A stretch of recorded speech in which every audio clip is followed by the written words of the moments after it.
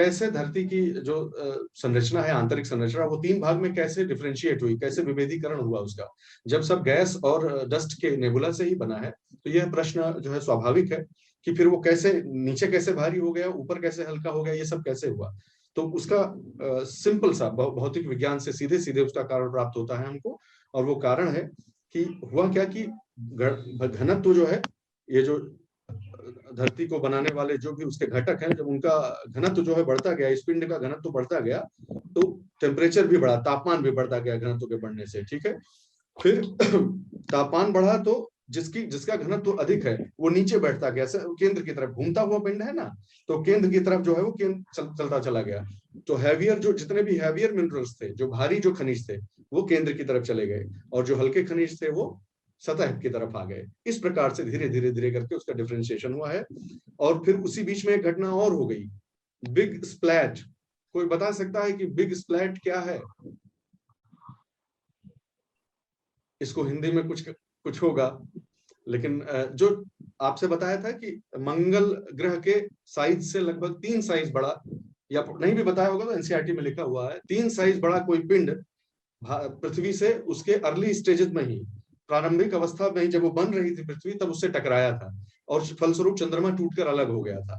ठीक है, याद आ रहा है कुछ हल्का सा कि चंद्रमा जो है, अगर 4.5 बिलियन अर्थ का माना जाए जिंदगी, तो 4.4 बिलियन ईयर्स अगो ही चंद्रमा अलग हो गया था। तो जिस घटना से वो हुआ था ना, टूट के अलग, उसी को बिग स्प्लैट कहते हैं। तो वो जो घटना जब हुई, तब फिर गर्मी और बढ़ गई, खगोलीय पिंडों का जब टकराव हुआ तो फिर तापमान और बढ़ गया। ये तापमान और बढ़ा तो फिर ये प्रोसेस जो अभी से हम ये पढ़ते आ रहे हैं ऊपर से, ये साइकिल चलती गई चलती गई चलती गई, और भारी जो मिनरल्स हैं, जो भारी खनिज हैं, वो अंदर की तरफ, केंद्र की तरफ जो है वो इकट्ठा होते गए, और जो हल्के थे वो सतह की तरफ जाते गए। ठीक है, इतनी बात समझ में आ गई। तो लिथोस्फेयर ये हो गया। अब बचा कि एटमॉस्फेयर, वायुमंडल का कैसे सृजन हुआ भाई? तो वायुमंडल का सृजन ऐसे हुआ कि सबसे पहले तो क्या हुआ कि जब गैस और डस्ट आपस में मिलकर ये धरती बना रहे थे, तो जो पहले भी कुछ गैसेस, जो हाइड्रोजन, हीलियम, जो प्राइमोर्डियल गैसेस थी, वो पहले भी उन्होंने एटमॉस्फेयर बनाया था। देखिए ध्यान से समझिएगा, इस चीज को गड़बड़ाएंगे नहीं हम लोग। ये धरती है, धीरे धीरे इसके अंदर भी काम चल रहा है, सब चीज सॉलिडिफिकेशन हो रहा है, चीजें जो एक्रीशन से और तरह से बन रही हैं। उसके बाहर भी थोड़ा बहुत एटमॉस्फेयर था, जिसको प्राइमोर्डियल एटमॉस्फेयर बोलते हैं, लेकिन उसमें हाइड्रोजन और हीलियम की ऑब्वियसली स्पष्ट है कि यही सबसे सिंपलेस्ट जो उस समय एलिमेंट्स थे। हाइड्रोजन और हीलियम जो गैसियस स्टेट में थे, उनका गोला था, ऐसा नहीं है, एटमॉस्फेयर था। तो ये गलती मत करिएगा कि पहले अर्थ में एटमॉस्फेयर नहीं था, बाद में एटमॉस्फेयर आया। पहले था, लेकिन वो प्राइमोर्डियल एटमॉस्फेयर था, हाइड्रोजन और हीलियम का था, ऑक्सीजन वगैरह का नहीं था। तो फिर ये गया कहाँ? ये गया कहाँ? फॉर्मेशन ऑफ अर्ली एटमॉस्फेयर कैसे हुआ? पहले जगह चाहिए ना उसको। तो पहला वाला प्राइमोर्डियल एटमॉस्फेयर जो था, जो प्राइमोर्डियल एटमॉस्फेयर था, वो कैसे गायब हो गया? तो ध्यान रखिएगा, एनसीईआरटी में ही दिया हुआ है। सोलर विंड्स, सौर हवाएं या कुछ ऐसा नाम होगा उसका। सोलर विंड्स जो चलते हैं, सोलर फ्लेयर जो आती है, सोलर विंड्स की वजह से पूरा वाइप ऑफ हो गया, पूरा उड़ गया, खत्म कर दिया उसको। तब फिर जब वो चला गया, तब अर्ली एटमॉस्फेयर, जिसको आज हम जिस स्वरूप में देखते हैं ना, उसकी शुरुआत, उसका प्रादुर्भाव तब हुआ। तब जाके ये नया वायुमंडल बनना धीरे धीरे धीरे शुरू हुआ। क्यों हुआ?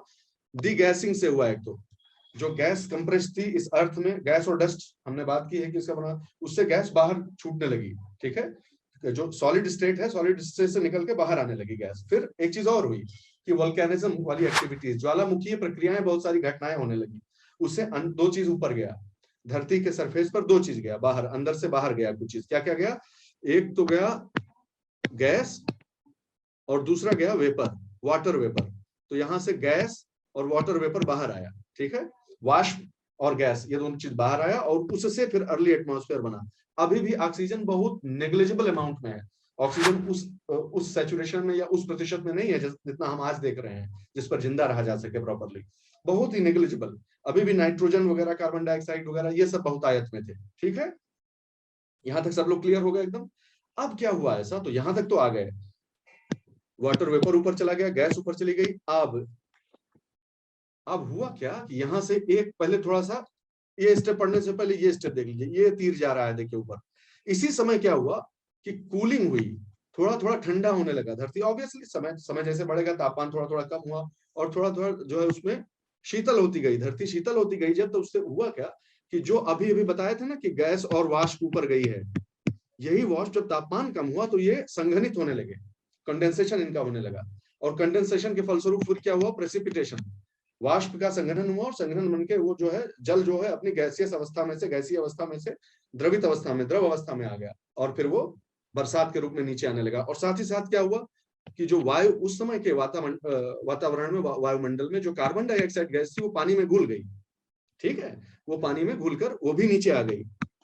इससे दो फायदे हुए, पानी जब सतह पर आया तो उसने कूल किया, उसे सतह को ठंडा किया, नंबर एक।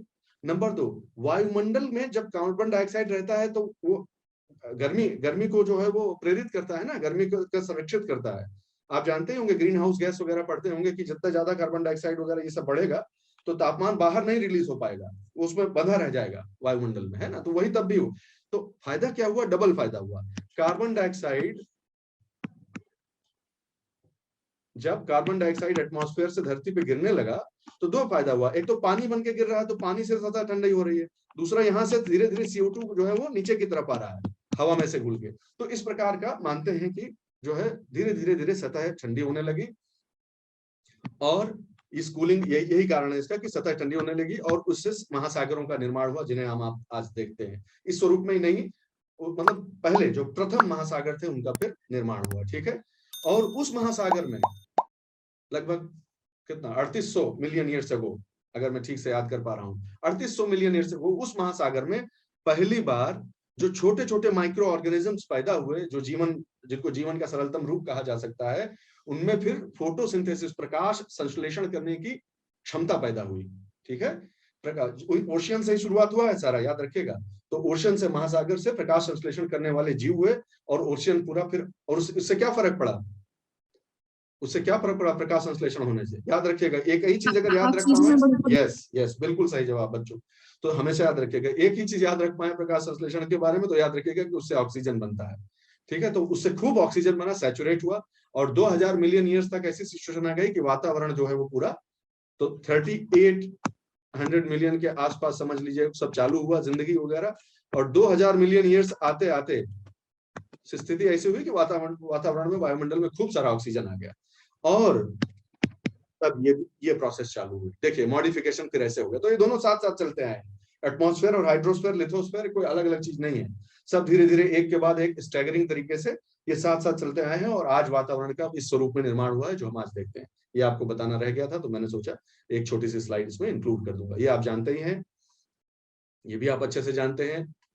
दिन रात की पारस्परिक लंबाई के बारे में आप जानते हैं। यहाँ पर एक चीज मैं बताना जरूरी समझता था, वो बता देता हूँ कि इंटरनेशनल डेट लाइन पर एक कंफ्यूजन न रह जाए। मुझे खुद ही, मैं भी संतुष्ट नहीं था अपने लेक्चर से इस टॉपिक पर, इसलिए मैंने सोचा कि वापस मैं आपको बताऊंगा। तो वो ये है, देखिए,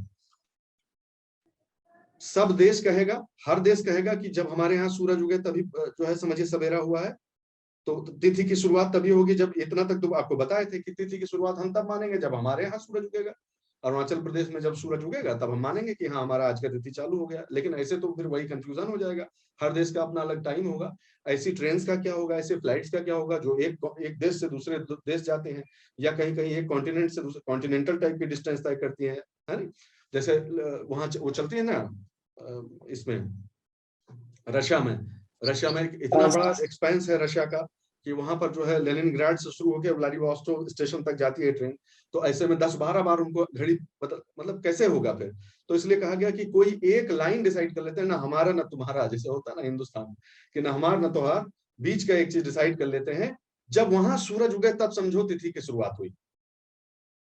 अब शायद मैं अच्छे से समझा पा रहा हूं, क्योंकि मैंने इस पर विचार किया कि इसको कैसे अच्छे से बताया जाए। तो ये है सरलतम तरीका कि सब देश का झगड़ा आपस में न हो, एक ऐसी जगह सुनिश्चित कर लो, ना हमार न तोहार, कि वहां जब सूरज उगे तो तब माना जाए कि सबका तारीख चालू हो गया, बात खत्म, ठीक है।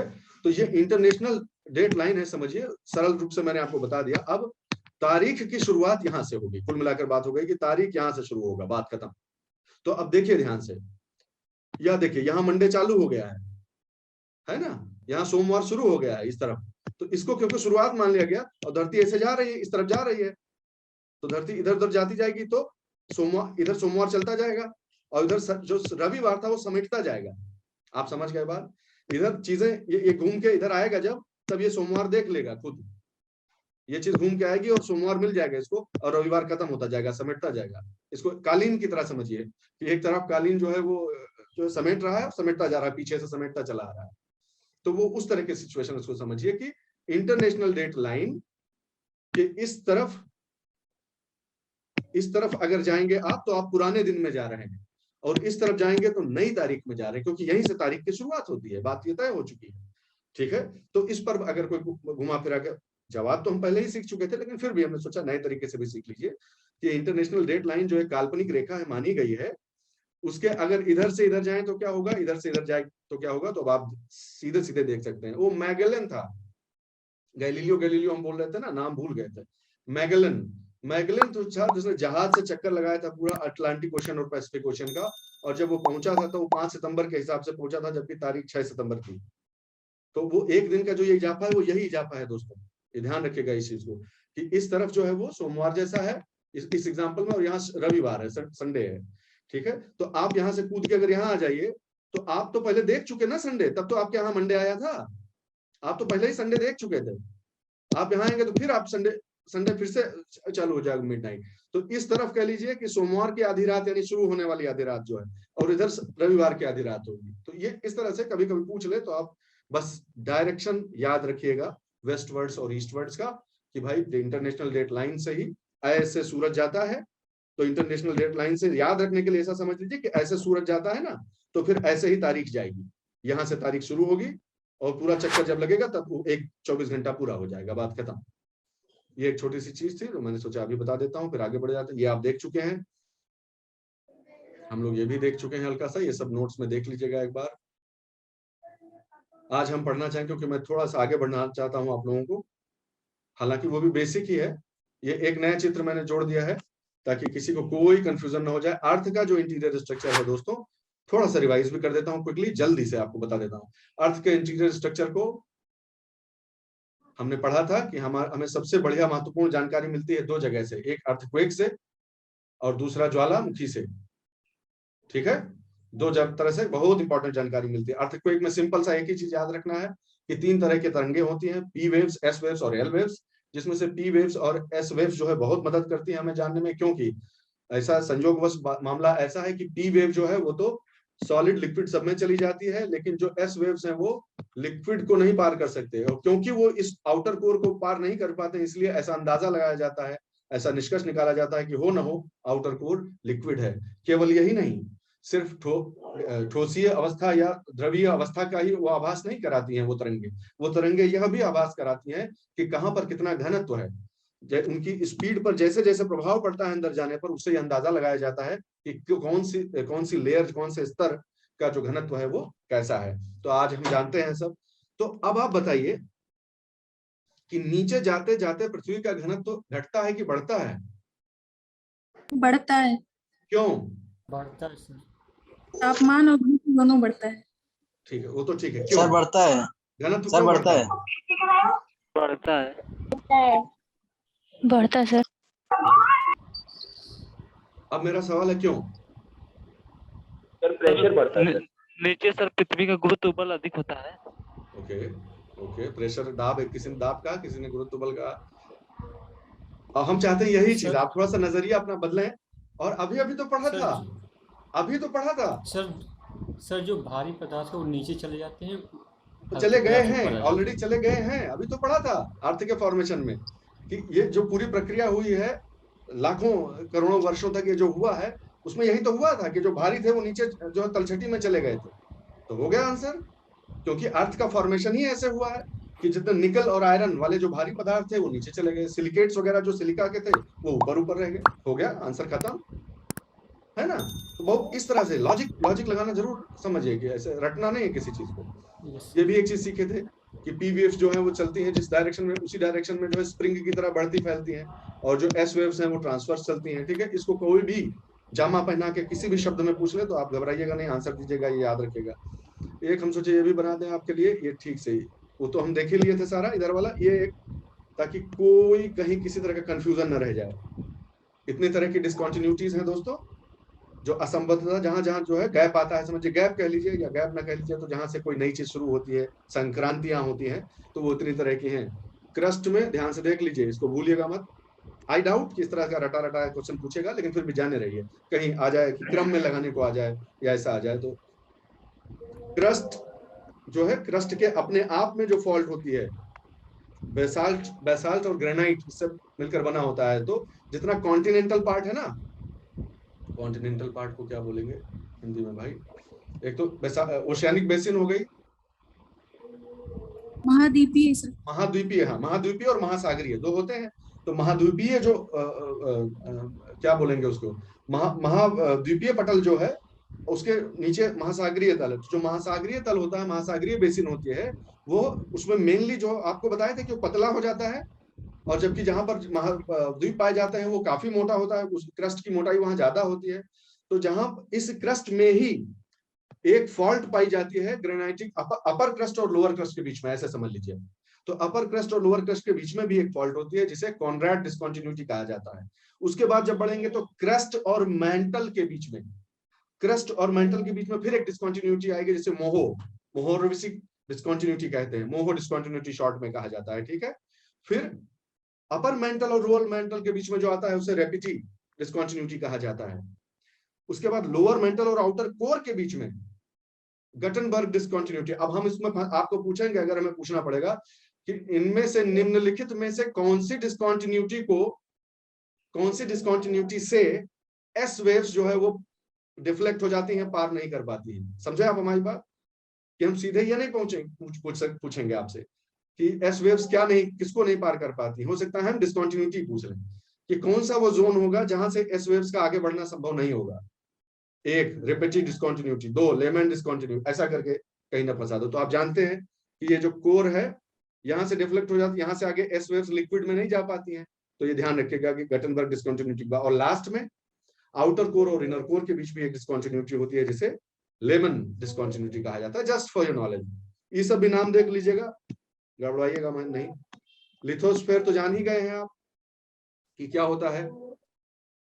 लिथोस्फेयर क्या होता है, आज का क्विक रिवीजन पहले कर लेंगे, उसके बाद ये 40 मिनट का जानबूझ के हमने जो है वो टाइम नहीं बढ़ाया आगे, क्योंकि ये नेचुरल है। सर की अनुमति लेने के बाद ये नेचुरल बैरियर होना चाहिए कि इतनी देर पे क्लास रुक जानी चाहिए, उसके बाद 5 मिनट का हमेशा ब्रेक लिया जाएगा और फिर अगली क्लास चालू किया जाएगा, है कि नहीं। इस तरह से हम लोग किया जाएगा, तो ये बहुत जरूरी है इतना ब्रेक लेना। तो बैरोस्फेयर एस्टेनोस्फेयर का दोनों का आपस में, ये लिथोस्फेयर और एस्टेनोस्फेयर का अंतर आपको मालूम है सबको।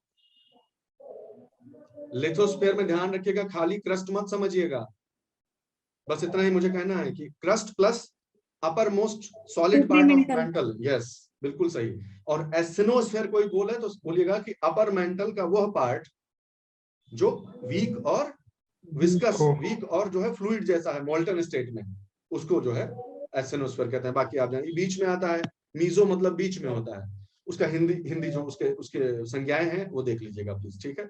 वॉल्केनिक लैंडफॉर्म्स में सबको याद होगा कि 2 तरह के वॉल्केनो पढ़े थे, और ये भी पढ़ा था हमने कि जिस प्रकार का जैसा लावा अंदर से निकल रहा हो उसी तरह का उसका स्ट्रक्चर बनेगा। अगर लावा फ्लूइड है, खूब अच्छे से बह सकता है, आराम से बह सकता है, उसमें गैस वैस अननेसेसरी भी नहीं है, विस्फोटक उसका प्रकृति नहीं है, तो लावा जो है वो बह बह के धीरे धीरे धीरे धीरे फैल जाया करेगा और लंबे विस्तार तक जाएगा, काफी लंबे लंबे विस्तार बोलेंगे, फ्लड जैसा हो जाएगा, धीरे धीरे वो बढ़ेगा, ठीक है।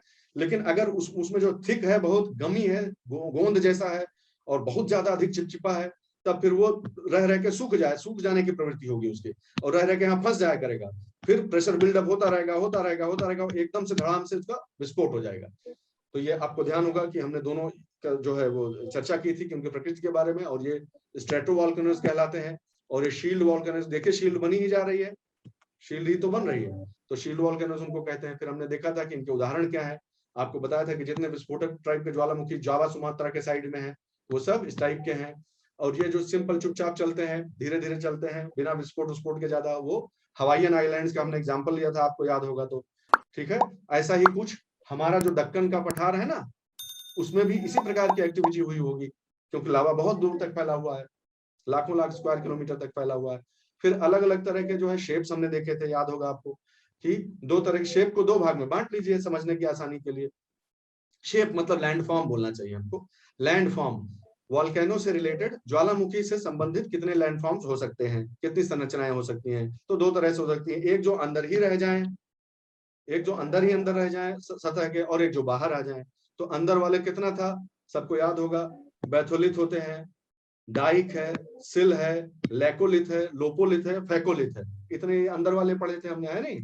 ठीक है, तो हम आपको ऐसा करा देते हैं, हम सोचे विजुअल आपको दिखा के बढ़िया से समझा दिया। ये देखिए ऐसे, अगर डाइक बोलिए तो जो लगभग सीधा सीधा जो है पार पार करके सीधा खड़ा हो जाए, निकल जाए, और फिर जाके लावा सूख जाए, वहां मैग्मा वहां पर जाके सूख जाए, तो उसे वो डाइक बना देती है। ये देखिए एग्जांपल देख रहे हैं आप, ठीक है।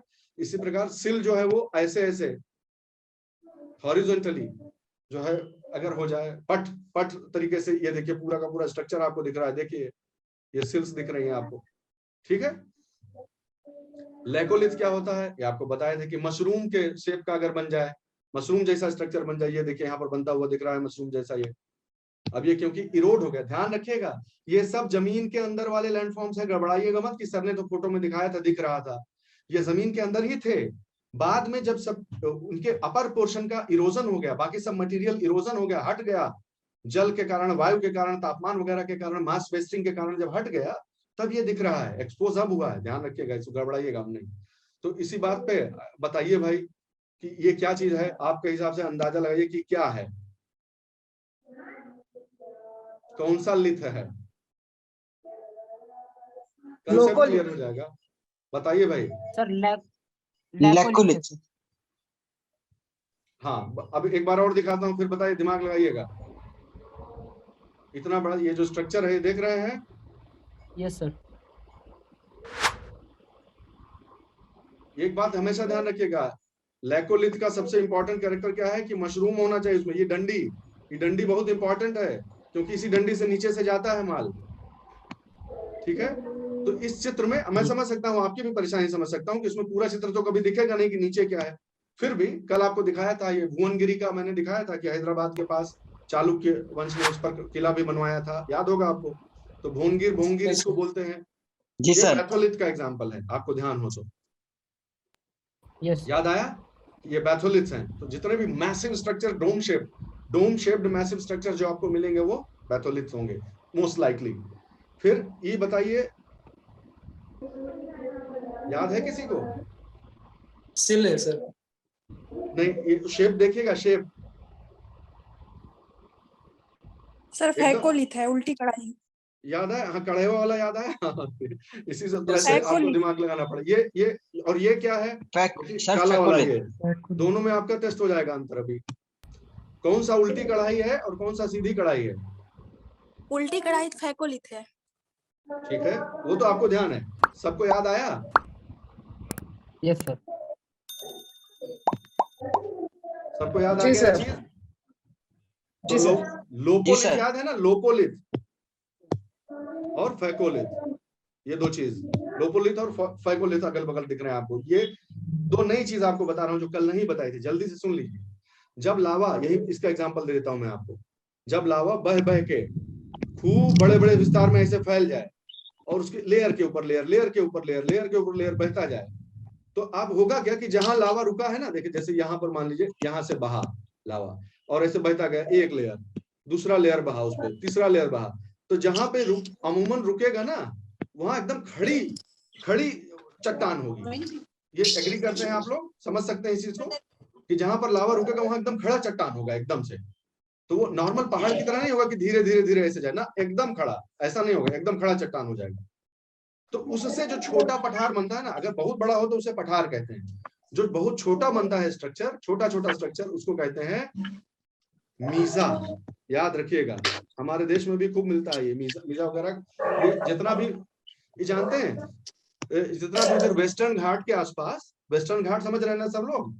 वेस्टर्न घाट, ये जो महाराष्ट्र में वेस्टर्न घाट का पूरा पहाड़ी जो ऊपर से नीचे था, उसमें कितना सारा आपने सुना होगा, महाबलेश्वर, पंचगनी, ये सब सुने होंगे। हिल स्टेशन टाइप का घूमने की जगह, वहां पर इनकी बहुतायत है, इसीलिए तो इतना सुंदर वो लगते हैं, वहां पर लोग जाते हैं, क्योंकि यही वहां पर मीजाज हैं, खूब सारे मीजा और प्लेट्यू वहां पर पठार बने हुए हैं। ठीक है, तो ये ध्यान रखिएगा। एक ये स्ट्रक्चर हो गया, और एक लास्ट चीज ये बता देता हूँ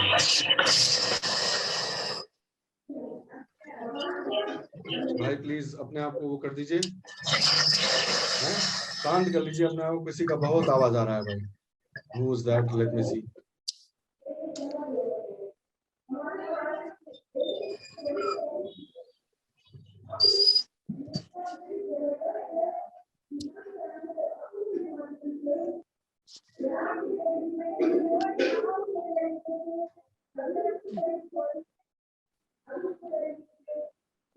व्हाट्स रॉन्ग? चलो कोई बात नहीं, सुनते रहते हैं, इसमें टाइम बर्बाद करेंगे। तो जल्दी से देख लीजिए, कैल्डेरा और क्रेटर दो शब्द हैं, कैल्डेरा और क्रेटर। कैल्डेरा और क्रेटर, ये इस टाइप से नाम आपका आ सकता है, ध्यान रखिएगा, ठीक है। कैल्डेरा का अर्थ होता है, ध्यान सुनिए, ये सब इसी से रिलेटेड है, ज्वालामुखी से रिलेटेड, और बहुत छोटी सी चीज है। मैं आपको ऐसे अच्छे से बता देता हूँ, एकदम एक ही मिनट लगेगा इसको, और उसमें सुन लीजिए, फिर हम ब्रेक लेते हैं। अगर कोई ज्वालामुखी में ऐसा विस्फोट हो, इस ज्वालामुखी में, ठीक है, विस्फोट इतना जोरदार हो कि ये उड़ जाए, इतना पोर्शन, यही तो बताए थे आपको कि विस्फोट इसीलिए होता है क्योंकि यहाँ पर जमता रहता है, ये उड़ जाए खाली। अगर ये खाली उड़ गया तो जो बनेगा उसे कहेंगे क्रेटर। अगर इतना तेज विस्फोट हो कि ये पूरा भड़ाक से पूरा दगे और धंस जाए नीचे, पूरा यहाँ ऐसा विस्फोट हो कि नीचे बैठ जाए पूरा, तब जो स्ट्रक्चर बनता है उसे कैल्डेरा कहते हैं। ध्यान रखिएगा इस चीज को, क्रेटर और कैल्डेरा। यहाँ पर जो उदाहरण दिखाया गया है वो क्योंकि पूरा का पूरा देखिए ऐसे रहा होगा ज्वालामुखी, कहीं ऐसे इस प्रकार से, ठीक है। अगर ये इतना स्ट्रक्चर बाकी रहता, खाली इतना उड़ा हुआ होता, तब हम कहते हैं कि ये क्रेटर बना हुआ, ये पूरा गिर गया, इसी में धंस गया है पूरा ये विस्फोट के बाद, इसलिए इसको कहते हैं कैल्डेरा, ठीक है। इतना स्ट्रक्चर याद रखिएगा, इसके उदाहरण बाद में बता देंगे। अब ब्रेक लेते हैं और फिर नई चीज पढ़ेंगे, नया शुरू करेंगे आज। Okay sir. Yes, okay sir.